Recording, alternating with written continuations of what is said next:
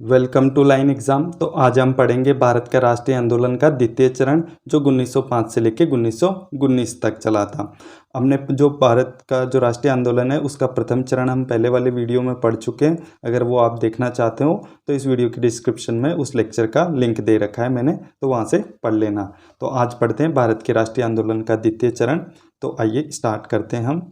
तो द्वितीय चरण में जो क्रांतिकारियों ने बाल गंगाधर तिलक द्वारा दिया गया नारा था, अनुनय विनय नहीं अपितु युयुत्सा, को अपना आदर्श घोषित किया था। तो बाल गंगाधर तिलक द्वारा जो नारा दिया गया था, अनुनय विनय नहीं अपितु युयुत्सा, को अपना आदर्श घोषित किया गया था क्रांतिकारियों द्वारा। अब देखिए आप, इसमें मेन इंपॉर्टेंट जो घटना घटी थी बंगाल विभाजन, इसी से ये स्टार्ट हुआ था और इसे बंग के नाम से भी जाना जाता है, बंगाल विभाजन को। तो बंगाल विभाजन की जो घोषणा हुई थी वो 20 जुलाई 1905 को लॉर्ड कर्जन द्वारा की गई थी। और जब ये प्रभावी हुआ था, बंगाल विभाजन की जो प्रभावी हुई थी घोषणा, वो 16 अगस्त 1905 को हुई थी और इसी दिन कांग्रेस द्वारा शोक दिवस आयोजित किया गया था। तो ये आप इम्पोर्टेंट याद रखना, दो डेट कि बंगाल विभाजन की घोषणा लॉर्ड कर्जन ने की थी 20 जुलाई 1905 को और ये प्रभावी हुआ था 16 अगस्त 1905 को, यानी लागू किया गया था।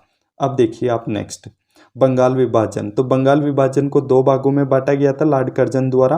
पहला था पूर्वी बंगाल और दूसरा था पश्चिमी बंगाल।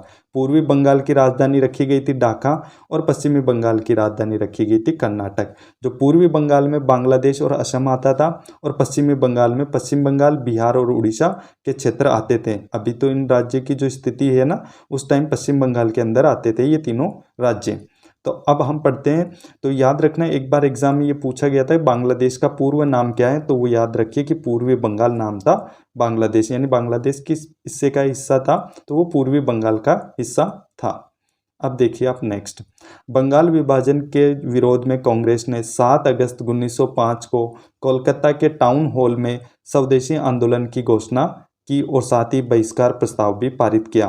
तो कांग्रेस ने स्वदेशी आंदोलन और बहिष्कार प्रस्ताव की जो पारित किया था वो कब किया गया था, तो 7 अगस्त 1905 को कांग्रेस के द्वारा कोलकाता के टाउन हॉल में। अब पढ़िए आप नेक्स्ट आगे, स्वदेशी आंदोलन। तो इसका विचार सर्वप्रथम कृष्ण कुमार मित्र के पत्र जो था संजीवनी, उसमें प्रस्तुत किया गया था। तो कृष्ण कुमार मित्र का पत्र कौन सा है, संजीवनी। ये भी एग्जाम में पूछा जा सकता है, इंपॉर्टेंट है कि संजीवनी किसका पत्र था, तो कृष्ण कुमार मित्र का।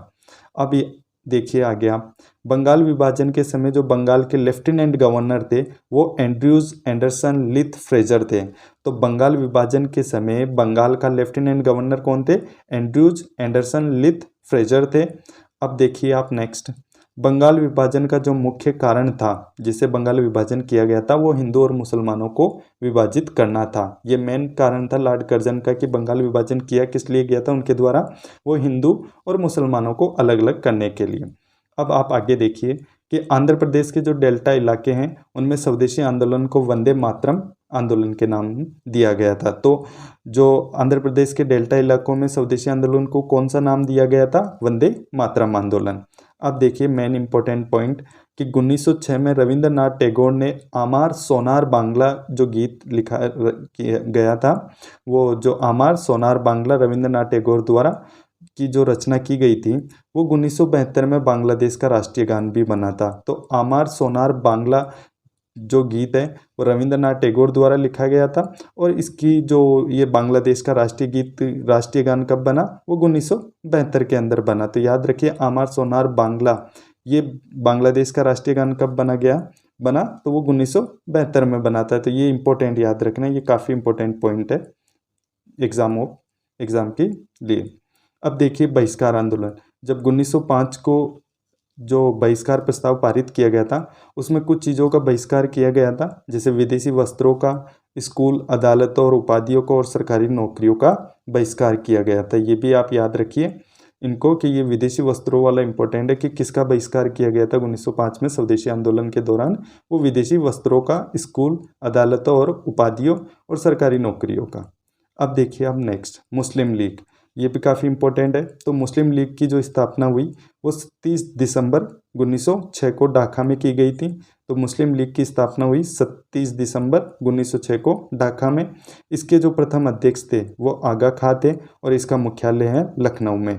तो याद रखिए कि स्थापना तो मुस्लिम लीग की ढाका में की गई थी मगर इसका मुख्यालय है लखनऊ में रखा गया था। अब देखिए आप नेक्स्ट, कांग्रेस का सूरत अधिवेशन। तो कांग्रेस का जो सूरत अधिवेशन हुआ था वो 1907 को हुआ था। तो याद रखना कि 1907 को कांग्रेस का अधिवेशन कहाँ हुआ था, वो सूरत के अंदर हुआ था। अब इसमें देखिए कि इसमें एक तो कांग्रेस का विभाजन हुआ था, यानी कांग्रेस उदारवादी और उग्रवादी दोनों गुटों में विभक्त हो गई थी। जो अपनी नीतियों के कारण ये उदारवादी और उग्रवादी गुटों में विभक्त हो गई थी कांग्रेस 1907 के सूरत अधिवेशन में।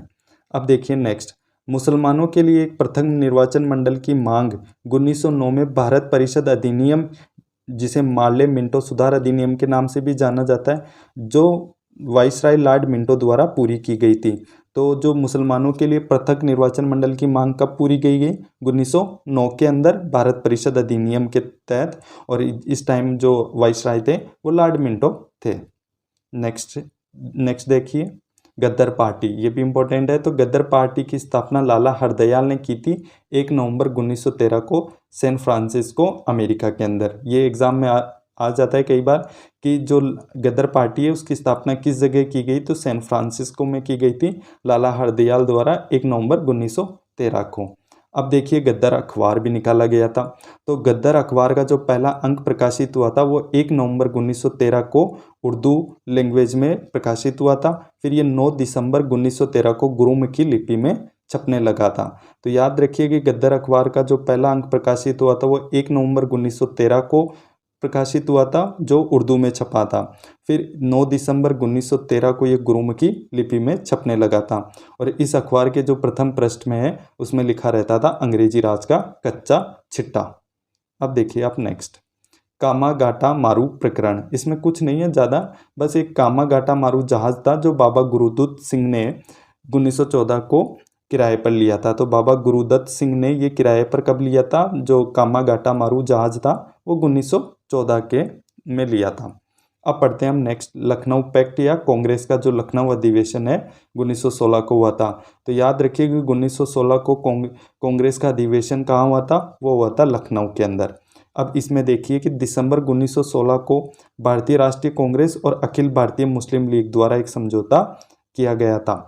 अब देखिए कि इसके अंदर क्या हुआ था कि कांग्रेस के उदारवादी और उग्रवादी गुट फिर से एकजुट हो गए थे, यानी वापस इनमें मिल गए थे। तो कांग्रेस फिर से एक हो गई थी। वो कब हुए थे, कांग्रेस के लखनऊ अधिवेशन 1916 में। और कांग्रेस और जो मुस्लिम लीग है इसके बीच में समझौता कब हुआ, वो भी 1916 को हुआ था कांग्रेस के लखनऊ अधिवेशन में।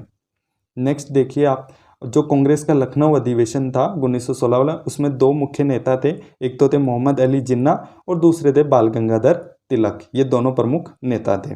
अब देखिए होम रूल लीग, यहाँ से काफ़ी बार इंपॉर्टेंट क्वेश्चन बनते हैं और काफ़ी कन्फ्यूजन वाला क्वेश्चन भी रहते हैं। तो होम रूल लीग जो आंदोलन था उसकी स्टार्टिंग हुई थी 1916 को, और जो सर्वप्रथम होम रूल लीग की स्थापना हुई थी वो आयरलैंड में की गई थी रेडमांड द्वारा। तो याद रखिए कि होम रूल लीग की स्थापना सबसे पहले कहाँ की गई थी, आयरलैंड के अंदर, जो स्वशासन के लिए की गई थी। वैसे होम रूल लीग की स्थापना आयरलैंड में किसके द्वारा, रेडमांड के द्वारा। तो ये दोनों पॉइंट आप याद रखना। अब भारत में पढ़ते हैं होम रूल लीग के बारे में। तो भारत में एक तो होम रूल लीग में पूना महाराष्ट्र में स्थापित किया गया था, और दूसरी होम रूल लीग मद्रास में स्थापित की गई थी। जो प्रथम home rule league Poona Maharashtra में की गई थी उसकी स्थापना 28 अप्रैल 1916 को हुई थी, जो बाल गंगाधर तिलक द्वारा की गई थी। और जो होम रूल लीग मद्रास में स्थापित की गई थी वो सितंबर 1916 को एनी बेसेंट के द्वारा की गई थी। तो याद रखना ये दोनों home rule league, Poona Maharashtra में तो बाल गंगाधर तिलक द्वारा, और जो मद्रास में होम रूल लीग की स्थापना की गई थी वो एनी बेसेंट के द्वारा की गई थी। तो जो मद्रास में होम रूल लीग की स्थापना हुई थी वो सितंबर 1916 को हुई थी, और जो पूना महाराष्ट्र में होम रूल लीग की स्थापना हुई थी वो 28 अप्रैल 1916 को हुई थी। यानी पूना में जो होम रूल लीग बनी थी वो पहले थी, और जो मद्रास में होम रूल लीग बनी थी वो बाद में थी। तो ये मेरा कंटेंट अगर आपको अच्छा लगा और आपके लिए हेल्पफुल है तो आप इस वीडियो को लाइक कीजिए, और चैनल के सपोर्ट के लिए चैनल को सब्सक्राइब भी कर लीजिए। काफ़ी इंपॉर्टेंट पॉइंट मैंने आपको पढ़ा दिए हैं भारत के राष्ट्रीय आंदोलन के द्वितीय चरण से। आगे हम पढ़ेंगे इसका तृतीय चरण, वो भी काफ़ी इंपॉर्टेंट है।